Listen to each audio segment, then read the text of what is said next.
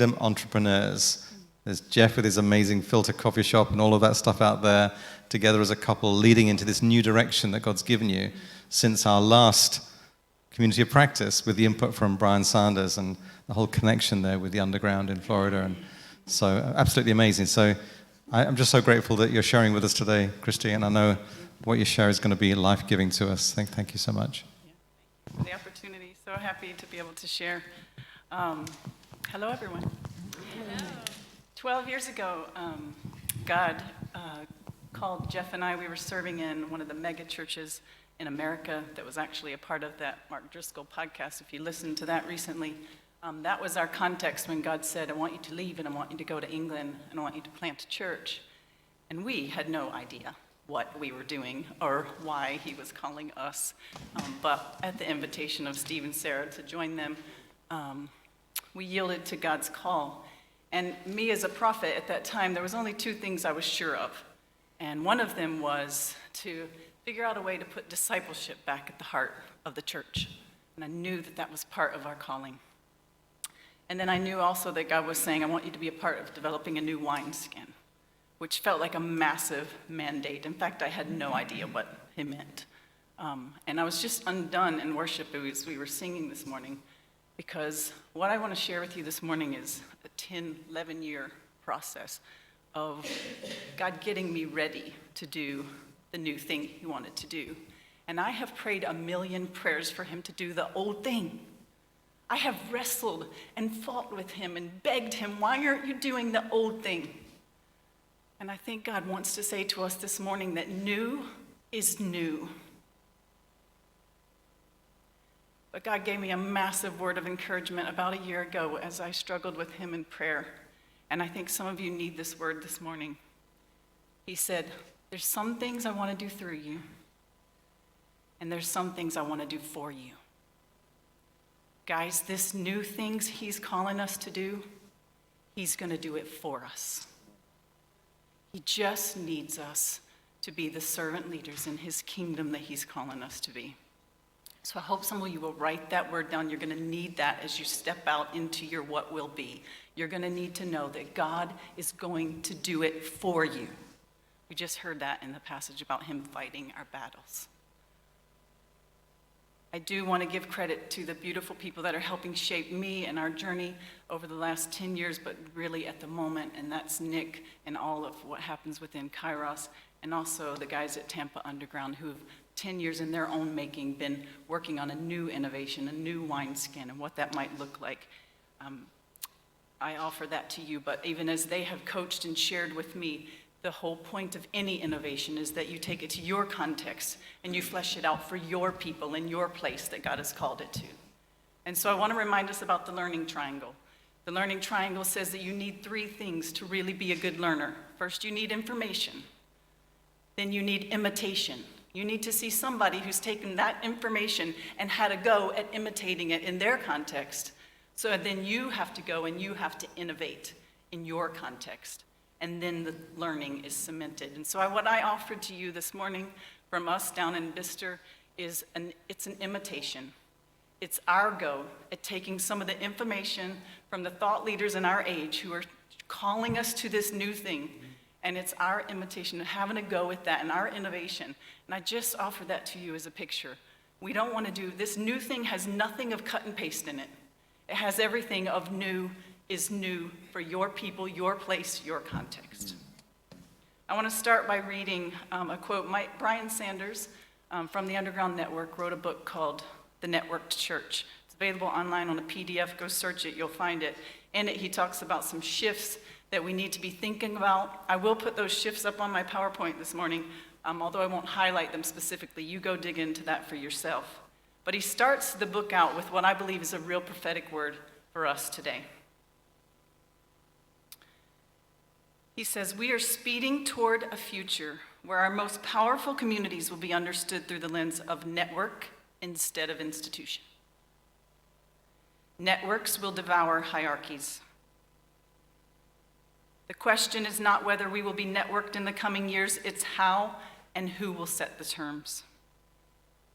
As always, when we're in the midst of a tectonic cultural change, the church has to decide, if it will resist the change or it will engage the change in order to preach the kingdom come in the new milieu. We will have to adapt our approach to things like leadership, governance, community, and mission if we hope to adapt to the new world in which we find ourselves. Go to the next slide. I have the rest of this quote here. Nick, would you mind getting me the clicker? He says this: I am convinced that contextualized and diversified church networks will soon take the place of the church structures we know today. The missional community will become the basic unit of the church, not just the individual parishioner. Until this happens, the ones who are willing to get out in the front of this shift will stand apart as the new wine in new wineskins for our time. This will take some foundational shifts in the cognitive and the practical life of these new communities. There's 3 ways that we have been really pressing into and innovating some of these shifts in our context. And again, I offer them to you as an invitation. The first one is we've been intentionally moving from control to servant leadership. I want to read Luke 22, 25, and 26 to you. I'm going to read it from the Passion Translation in order to, we've heard this passage so many times, and sometimes when you read it in a new translation, it just really is able to help your mind rest on it. So I want to read this passage about servant leadership. You've heard a million times, but would you hear it afresh this morning? Jesus interrupted their argument, saying, "The kings and men of authority in this world rule oppressively over their subjects, claiming that they do it for the good of the people. They are obsessed with how others see them. But this is not your calling. You will lead by a different model. The greatest one among you will live as one called to serve others without honor. The greatest honor and authority is reserved for the one who has a servant heart." I want you to think about your context and ask yourself this honest question this morning. Have we really practiced that kind of leadership? Have we built systems that embrace that kind of leadership?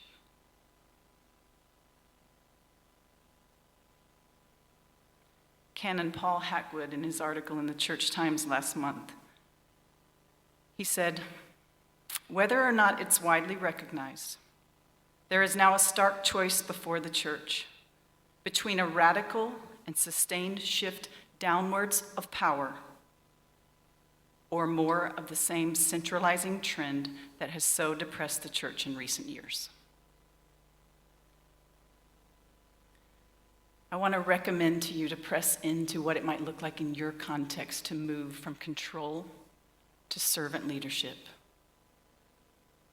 Are you championing and empowering those among you who are postured with that heart? I want to recommend to you 2 books. One, John recommended to us yesterday, The Starfish in the Spirit by Lance Ford. That's the second time you've been recommended that. I think we better buy that one up from Amazon. The second one is called The Way of the Dragon or The Way of the Lamb. And a friend of ours, Kyle Strobel, has written that, which is all about the posture and the heart of a servant leader. How have we been doing this in our context? I'm going to be honest with you, for us, we needed a whole new operating system that would force us out of our hierarchical thinking. I'll tell you a bit more about that at the end. I'm going to unpack it a little bit more. But it's included for us this real rethinking of what leadership looks like and authority and governance within the church, what that looks like. We are redefining leadership as influence within a certain sphere with some measure of gravitas. I'm going to say that again. We've redefined leadership as influence in a certain sphere with some measure of gravitas. Gravitas means weight. We're inviting people who have that to be leaders, and we're calling them leaders. We're giving them that mantle that God has ordained and gifted and placed them in their place, in their sphere, with the gravitas he's given them, because they're meant to lead in that place. We've invited them to join into a covenant relationship with those of us who were already sitting in that place of leadership. We've asked them to agree to a set of a creed, the Apostles' Creed and the Lausanne Creed, and we've also asked them to bind to a certain covenant of leadership standards, ways that we will operate as leaders. And we're calling that group the Leadership Collective. And what we're saying essentially is many of you get a seat at this table where we make decisions, where we work out how we do things around here. And even the brand new among us, my youth worker who's 21, who's 3 years into her practice of ministry, she gets a voice at the table that is equal to those of us who've been doing this for 30 years. Her voice matters. Amen. And she's not the only one. There's other people in the room who are just leading one DNA of 2 other people, but they're a leader in that sphere. And they get a seat at the table, and their voice matters in the discipleship movement that's happening in our corner of the world. For us, it's meant moving from being a church with missional communities to being a network of missional communities, and we call them church. Missional community is now church, and that's where we found the word microchurch to be quite helpful. We're giving the MC the power to create, adapt for the individuals that God is calling them to reach. It's meant redefining the traditional roles required to help church be more robust: event running, communication, preparing sermons, charity functions. We've separated that into a system that we're calling service platform, where the operations happen. So we're intentionally separating that spiritual authority from the operational functions of what can happen to make the church robust. And the beautiful thing about that is if we ever move in our lifetime into an age of persecution, you can kill the service platform and the church knows how to keep operating. So at the heart of all of this is an intentional move away from control and embracing servant leadership. The next one is we've been contextualizing for a network age with its creator economy. Mark Sayers calls our cultural moment a gray zone, a liminal space, a transition time from institution age to network age. It's the contested middle that we talked about yesterday. It's the ick we feel that what we are and where we're at is not yet defined. We are moving from an institutional age to a network age. The church in its form prior to Constantine was a people movement with no real center. Constantine brought political power together with spiritual power. He put the circles together. Alan Hirsch likes to say the church is an institution, still reflects Constantine, and he is still the emperor of our imaginations. I'm joining with his voice and the voice of many other pioneer prophets of our time to say we need a reform, or we will not be able to sustain the revival he wants to give us. The life of the church has always been to contextualize in its age, in its place. And if we're not wrestling with contextualizing for a network age with a creator economy, we're already behind. What do I mean when I say network age? It's looking at the way sociology, the way people are aligning themselves. People define themselves now by the network of relationship they're attached to. People no longer define themselves by the institutions that they belong to. Your child doesn't anymore need to be a part of rainbows to feel like a kid who's doing something profound. He can be just as content with his network of relationships of friends he's playing Xbox with every afternoon. And that's providing meaning for him, that network of relationship. When I talk about the creator economy, I mean the fact that we don't need to be approved by a single governing body in order to create. The new creator economy allows for all kinds of niche creators. If you want to get a book published, you don't have to anymore submit a query to a publishing house and get them to stamp you and publish you. You just send it off to Amazon and you publish your book. That's the creator economy we're living in. We all have a network. We all have a platform. We have our Facebook and we can put anything we create out to that and find people who will want to take part of that. That's the creator economy. How do we do this? First thing I think that we have to do is that we have to embrace network of relationships as our congregation, as our parish. This chart up here has helped us when we think about the people that God has called us to and who are our congregation, who are our parish that we're serving. We're thinking about network of relationships, and within that network there are 3 types of people. And it's been really helpful to understand and embrace all 3 of those types of people. The first one includes a bounded set of people. Those bounded set of people are the ones that have signed a covenant. They have said, I'm with you. They have surrendered their life to Jesus, and they are there because of a covenant relationship with you. There's another group of people that are there. They are more defined by being centered set. And maybe you've read about this or not, but it's based on the Australian way of farming, that you don't need fences if you just put a live well at the center of your property. The animals won't roam too far because they'll stay where the life source is. And there are a group of people around us in our networks who are staying close to us because they're finding something of the living water. And we don't yet know if they're in or they're out or they're committed or they're not, but they're there and they're coming back and we have to serve them. They're a part of our parish. And then there's another group of people, and those are what I call fuzzy. Depending on their day or their mood, they are either leaning towards the center or they're leaning away from the center. And we've got to embrace them too as potential missionary disciples that can change the kingdom. And we've got to love them just as much as we love the people who we know are in that bounded set.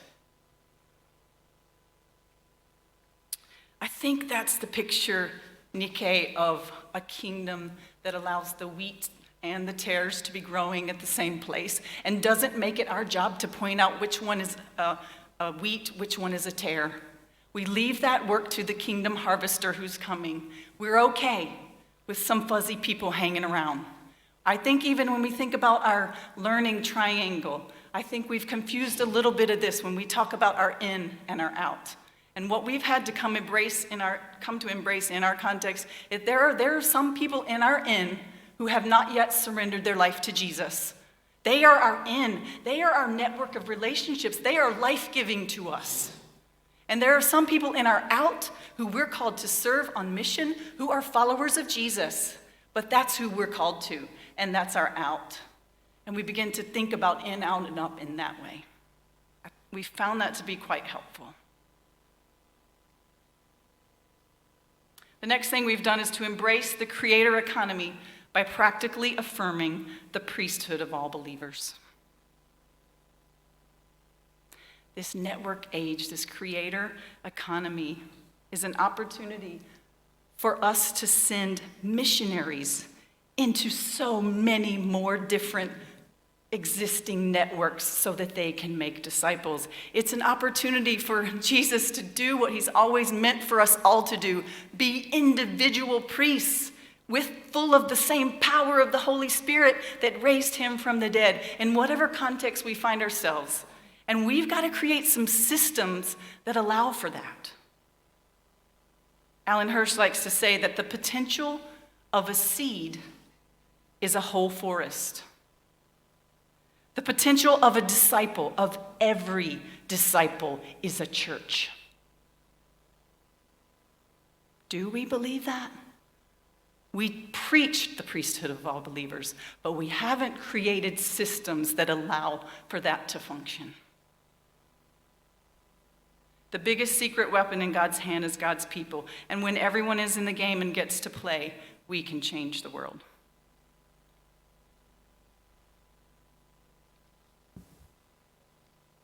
Nick, I'm going to have to apologize because I'm going to go a bit over.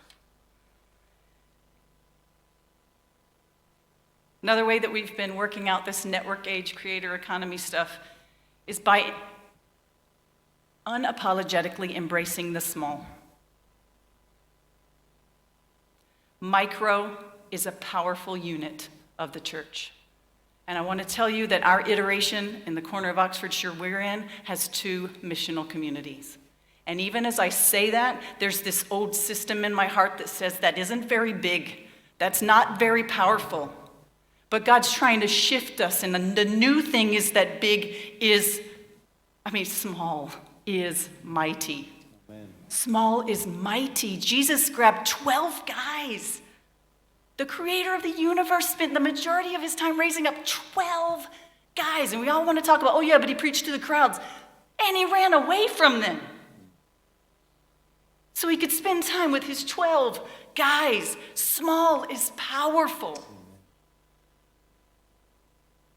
I read this online the other day, and I just love this quote.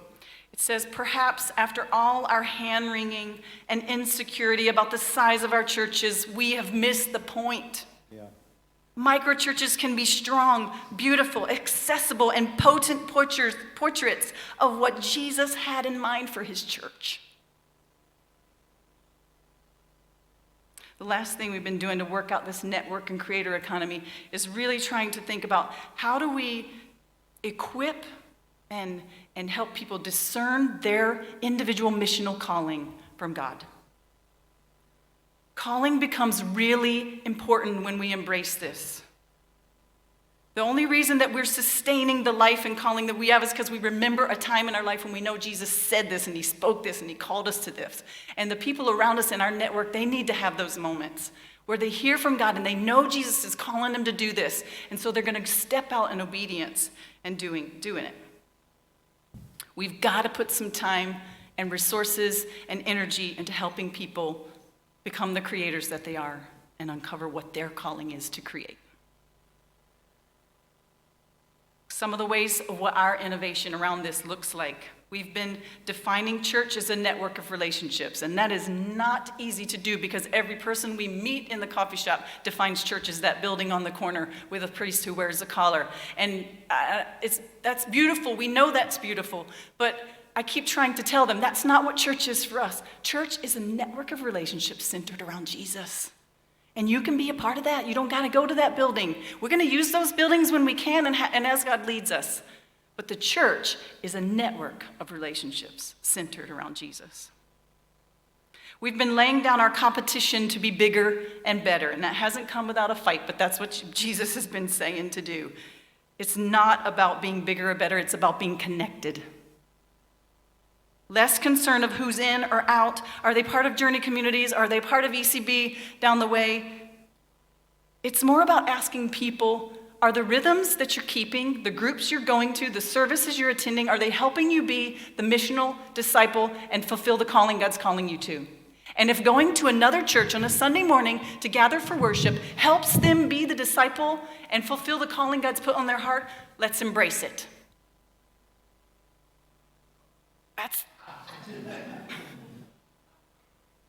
It's not easy, but I think it's the way of Jesus. We've been championing multiple ideas for mission. So for so long, we've been trying to form missional communities around one mission and calling people to come on, let's go on mission, let's do this thing. And they didn't want to go on our mission because they had something in their heart God was calling and stirring them to. They wanted to do their mission. And so we're practically trying to work out now around our filter community, what does it look like to have a missional community with multiple missions, where we allow and we champion multiple people to do multiple different things, but we still remain one community. We've been building a social network app. For us, it's not content or it's not just a way to dispense information. It's a space in the virtual space where we can connect, where we can share, where we can relate, because we do that now. We relate, we connect on Facebook and Instagram. And so we've been putting time and energy, and we're brand new at it. And we got a lot to learn. But we're trying to create a virtual space that mimics our physical space. We've been offering calling labs. I've only offered one of these calling labs. My second one is going to be starting in March. But it's a huddle that's intentionally helping people listen to God, look at themselves, look at their opportunities, and discern what God's calling them into. And you know what? I would love to take a few of you around the square and how to lead a calling lab in your context. So see me if that's you. We've begun to learn and embrace and shore up our own skills and our abilities to coach people who feel called to start a microchurch or a missional community. My holy unrest that Nick has heard me moan about so many times as I have worked and served amongst you guys here in Kairos has been sitting in many a huddle where you guys are wrestling with some of the institutional things you have to deal with, and I'm sitting there going, I don't have to worry about that. Is there anybody else that's just got a blank slate and you can, if God calls you to do something, you can just do it? Because that brings its own set of challenges and struggles, and I need somebody to speak into that. And we haven't found too many of those people, have we, Nick? But I think God's been saying, all right, Christie, then you and your team learn. We've been 10 years at it. We've got a heck of a lot more to learn. But coaching isn't about experts passing on information. Coaching is about us all listening to Jesus and encouraging and championing you. And so we want to do that for some people. We really, our niche, I think, of what God's building in us is this, we want to champion people who God is calling to step out of the institution and begin microchurches. They're willing to take that real pioneering call, and we don't want you to be alone. We want to stand with you. The last one, and I'm landing here. Embracing change by creating adaptive systems. Embracing change by creating adaptive systems. How do we do this? Kairos, this is good news for us. We just need to continue to press in to our movement where church is family on mission. Family on mission is an adaptive system. Family on mission, where there are spiritual parents who are constantly taking a pulse of the family and willing to shift, change rhythms, flex, adapt to the needs of that family, that's adaptive. Let's keep doing that. I really want to encourage you, and I think it's really important in order to be adaptive that you spend time defining your minimums. What's your minimum basic building blocks that an individual needs in order to be a disciple? What's your minimum for discipleship? For us, we've got 3 building blocks that we think if we can pass these 3 building blocks into the life of a person, that will set them up to pursue a lifetime of discipleship to Jesus. What's your ecclesial minimum? What's your minimum definition of church? In order for church to be church, it needs to have, what's the minimum? For us, that's worship, mission, community, discipleship. When you know your minimums, you can innovate a ton of opportunity around that. You can adapt what it looks like, but you stay true to the main thing. And then I think you need to define your minimums for leadership. What do you mean when you say leader? What's the minimum requirement to be a leader? And the last thing, we've been reforming our system to really allow every person in our network to be the priest Jesus has called them to be. And I'm going to show you a chart now that is the blueprint of what we're trying to iterate in our corner. I know you're not going to be able to see all of those definitions. It's a slide that has don't they call that a Venn diagram? You've got 2 circles that overlap. On the left side, the black circle is representative of the network of relationships that we are connected to. They are the church, the ones who are centered around Jesus, embracing those bounded, centered, and fuzzy set of people. And then on the other side, you've got another circle that shows what we call the service platform. That's a group of people who are giving a lot of their daytime hours to do the functional operations that help make these churches robust.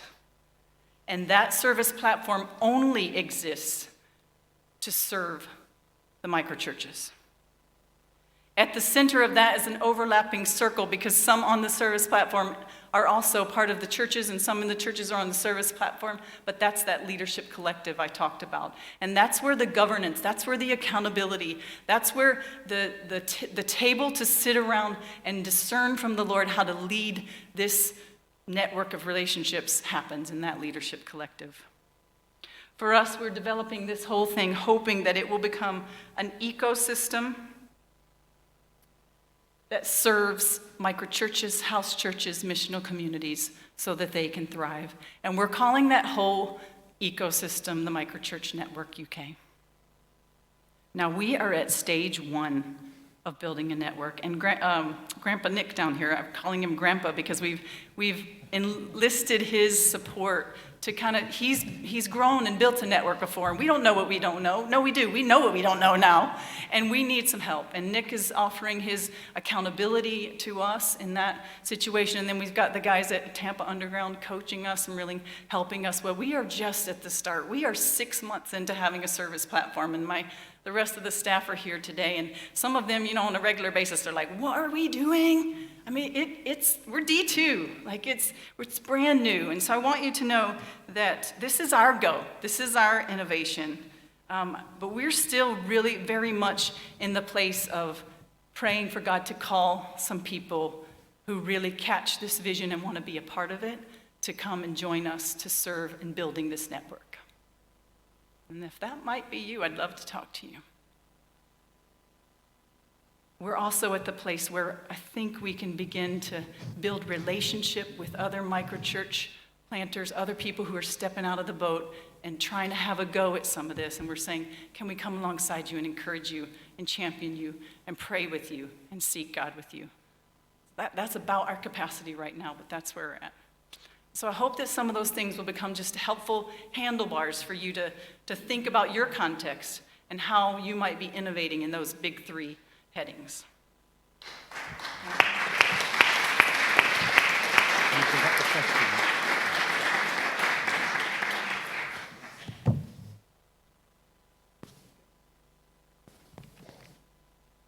Thanks so much, Christie. I'm sure you have a million questions off the back of Christie's talk. We had scheduled some time for Q&A, but we're running behind, so I think we're going to go straight to breakout groups. And then there'll be a coffee break, and you can grab Christie or Jeff or one of the rest of the team, ask them the question.